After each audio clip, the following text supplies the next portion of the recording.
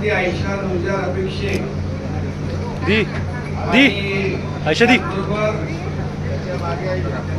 जावेद शेख, इम्रान शेख, सलीम अलमेलकर, हे सर्व 2 नगरसेवक आणि इतर सर्व पदाधिकारी यांनी आज शिवसेनेमध्ये प्रवेश केला आहे. मी त्यांचं मनापासून स्वागत करतो, मनापासून त्यांना शुभेच्छा देतो. गेले अनेक वर्ष मुंबईमध्ये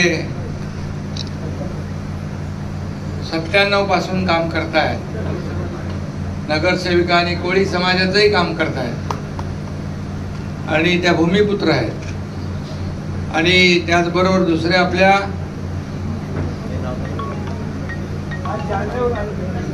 जालन्यावरून त्या इथं प्रवेश घ्यायला आल्या. गोवंडीच्या आहेत, जालन्याला गावाला गेले होते, आपण प्रवेश घ्यायला इकडे आल्या.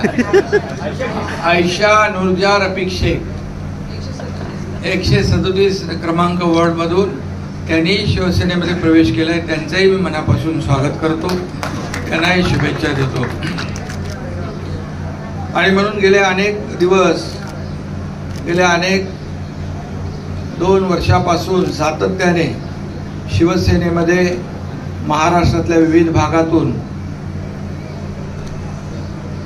अनेक पक्षांचे पदाधिकारी, नगरसेवक शिवसेनेमध्ये येत आहेत, शिवसेनेवर विश्वास दाखवत आहेत, शिवसेना दिलेला शब्द पाळते आणि शिवसेना पक्ष मूलभूत सोयी सुविधा देणारा आणि विकास करणारा पक्ष म्हणून या ठिकाणी महाराष्ट्रामध्ये सर्वांना परिचित आहे. पण 2.5 वर्षाचं केलेलं काम त्यांच्या समोर आहे आणि आता दुसरी इनिंग आमची सुरू आहे.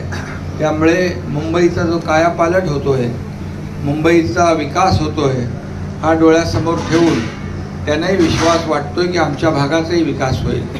आणि म्हणून या विकासाच्या अजेंड्यावर त्यांनी पक्षात प्रवेश केलाय. मी त्यांचं मनापासून स्वागत करतो, मनापासून शुभेच्छा देतो. तुमच्या भागातली सगळी कामं जी आहेत ती सर्व कामं आपण एक एक टप्प्याटप्प्याने सर्व कामं पूर्ण करू. तुमच्या भागातल्या लोकांना मूलभूत सोयी सुविधा देण्याचं काम करू.